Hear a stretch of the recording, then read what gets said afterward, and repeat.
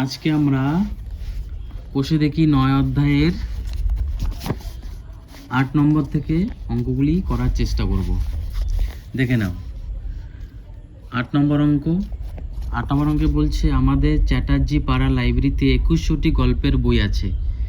যত গল্পের বই আছে তা 30% গল্পের বই আরও কেনা হলো।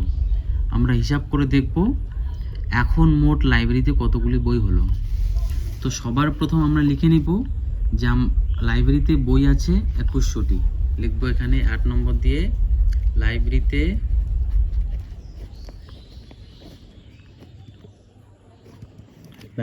বই আছে 21টি, 2100টি বই এখানে আছে। এবার আমাদের কেনা হলো কত পার্সেন্ট? 30% আমাদের কিন্তু আবার কেনা হলো। আমাদের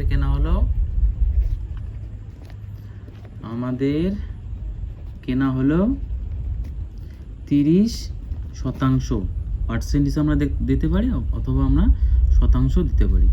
এবার আমাদের 2100টি বইয়ের মধ্যে যদি আমরা 30% বের করি তাহলে আমাদের হচ্ছে পার্সেন্টেজের জন্য আমাদের 100 চলে আসছে। এখানকার একটা শূন্য, এখানকার একটা শূন্য, এখানকার একটা শূন্য, এখানকার একটা শূন্য আমরা কেটে দিলাম। এবার এটাকে গুণ করব। 6 3 শূন্য, 630টি আমরা নতুন আবার বই কিনলাম। তাহলে আমাদের বলছে এখন লাইব্রেরিতে মোট গল্পের বই কতগুলি হলো। তাহলে সেটা বের করতে গেলে আমাদের কি বের করতে হবে? লিখতে হবে যে সুতরাং লাইব্রেরিতে এখন বই হলো, আগে ছিল 2100টি আর এখন হচ্ছে 630টি। তাহলে কত হলো? 2730টি বই হলো।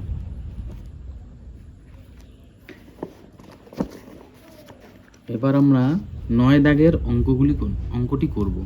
বলছে আজ সকাল থেকে খুব বৃষ্টি হচ্ছে, তাই আলমদের স্কুলে মোট ছাত্রছাত্রীর মাত্র 20% ছাত্রছাত্রী উপস্থিত হয়েছে। আলমদের স্কুলের মোট ছাত্রছাত্রী যদি 1230 জন হয় তবে আজকে স্কুলে কতজন উপস্থিত হয়েছে এটা আমাদের বের করতে হবে। মানে সিম্পল ব্যাপার এটা। তাহলে 1230 জনের 20% ছাত্রছাত্রী উপস্থিত হয়েছে সেটা বের করতে হবে। তাহলে এটা আমরা 9 নম্বর অঙ্ক আমরা এখন লিখব যে আলমদের স্কুলের মোট ছাত্রছাত্রী, আলমদের স্কুলের মোট ছাত্রছাত্রী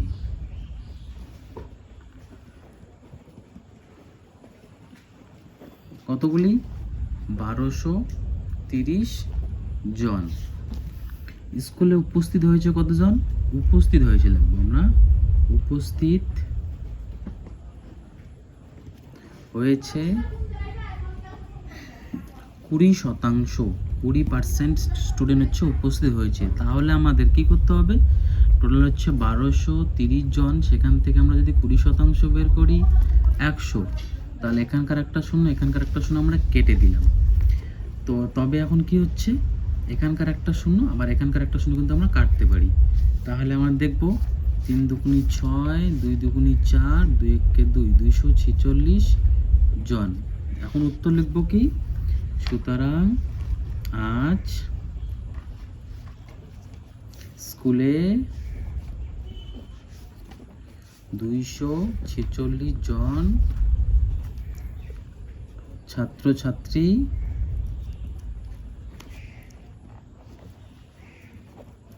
উপস্থিত হয়েছে।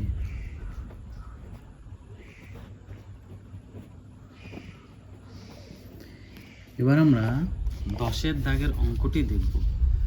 বলছে আজ আমি নিজে কমলালেবু শরবত তৈরি করব। 300 মিলিলিটার কমলালেবুর শরবত তৈরি করতে শরবতের 18% কমলালেবুর রস দিতে হচ্ছে। আচ্ছা, এখানে 300 মিলিলিটার টোটাল হচ্ছে, সেখান থেকে 18% রয়েছে কি? কমলালেবুর রস।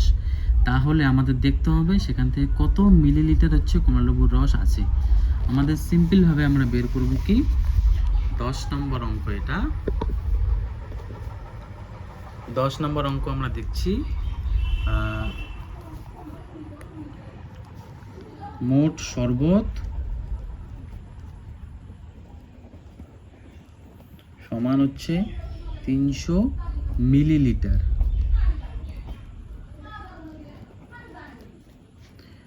কমলালেবুর রস আছে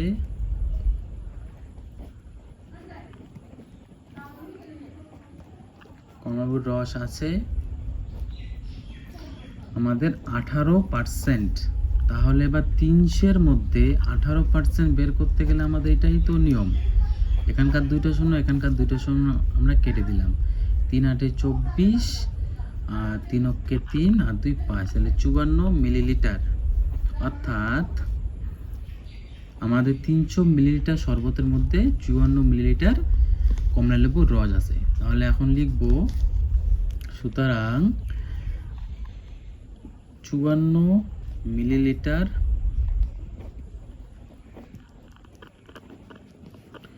কমলালেবুর রস আছে। এবার আমরা 11 নম্বর দাগের অঙ্কটি দেখব। বলছে, শোভন এবছর জমিতে জৈব সারের ব্যবহার করায় ধানের ফলন গত বছরের তুলনায় 25% বেড়েছে। গত বছর 12 কুইন্টাল ধান ফললে এবছর কত কুইন্টাল ধান ফলেছে হিসাব করি। তাহলে আমাদের 12 কুইন্টালের 25% বের করতে হবে। তারপর যেটা বের হবে সেটার সঙ্গে আবার 12কে যোগ করলে আমাদের এই বছরের ধানের ফলনটা বের হয়ে যাবে। তাহলে 11 নম্বর অঙ্কটা করছি, দেখে নাও। বলছে, গত বছর ধান ফলেছে, লিখব গত বছর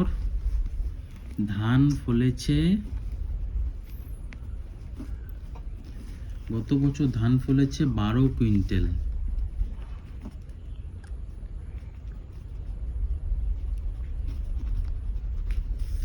এবছর ফলন বেড়েছে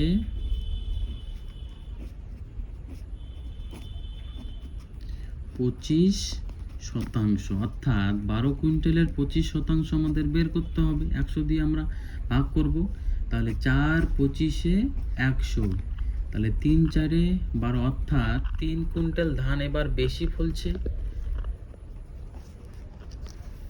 তাহলে আমাদের উত্তর আমরা লিখব কি, সুতরাং এবছর ধান ফলেছে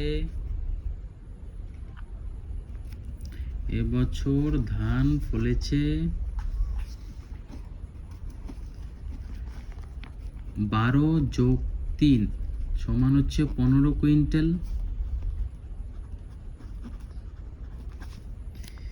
এবার আমরা 12 নম্বরটা দেখব। 12 নম্বর অঙ্কটা কি বলছে, রসুলপুর গ্রামে জনসংখ্যা গত বছরের তুলনায় 12% বেড়েছে।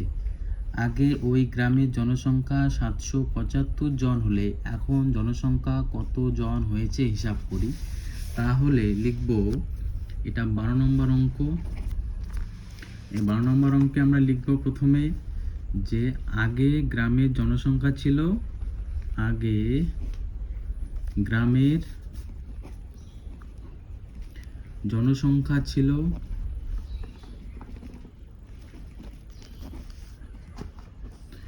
775 জন। এবছর বেড়েছে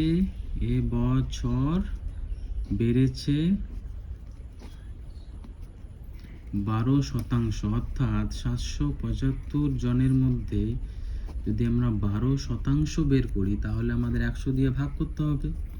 তাহলে আমরা 5 দিয়ে কাটতে পারি। এখানে 5 20 100, এখান থেকে আমরা কাটবো 5 অক্ষে 5, 25 থাকলো, 5 5 25, 5 5 25, দাঁড়াও দেখে নিতে হবে। 5 5 অক্ষে 5 2 27, 5 5 25, আবার 25 থাকলো, 5 5 25। হ্যাঁ, এবার হচ্ছে এখানে আমরা কাটবো 4 5 20, 4 5 20, 5 দিয়ে কাটলাম। এবার 5 দিয়ে কাটবো, 3 5 15, 5 অক্ষে 5 31, অর্থাৎ 4 3 4 12। তাহলে হচ্ছে 3 অক্ষে 3 3 3 9, 93 জন। সুতরাং এবছর 93 জন বেড়েছে।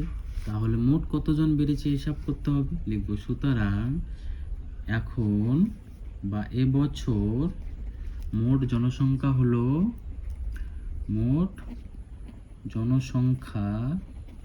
হলো আগে ছিল 775, এখন হচ্ছে 93 জন বেশি হয়েছে। তাহলে এখন মোট কত হবে? 3, 5, 8, 6, 8, তাহলে 868 জন, 868 জন। বন্ধুরা, এবার আমরা 13 দাগের অঙ্কটা দেখব। বলছে এবছরে আমাদের স্কুলের 80 জন ছাত্রছাত্রী মাধ্যমিক পরীক্ষা দিয়েছে। যদি 65% ছাত্রছাত্রী পাস করে তবে হিসাব করে দেখি কতজন ছাত্রছাত্রী এবছরে মাধ্যমিক পরীক্ষা পাস করেছে। খুব সাধারণ একটি অঙ্ক, দেখে নাও। এটা হচ্ছে আমাদের 13 নম্বর অঙ্ক। মোট ছাত্রছাত্রী আমরা লিখব মোট ছাত্রছাত্রী, মোট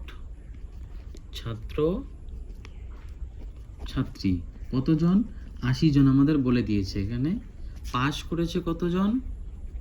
পাস করেছে 65%। অর্থাৎ 80 জনের 65% যদি আমরা বের করি তাহলে আমাদের কি করতে হবে? এখানকার একটা শূন্য, এখানকার একটা শূন্য আমরা কেটে দিলাম। 5 দুগুণে 10, 5 13 65, আর হচ্ছে 4 দুগুণে 8, তাহলে 4 13 52 জন। অর্থাৎ 52 জন পাস করেছে। তাহলে আমরা উত্তর কি লিখতে পারি? সুতরাং এবছর মাধ্যমিক পরীক্ষায়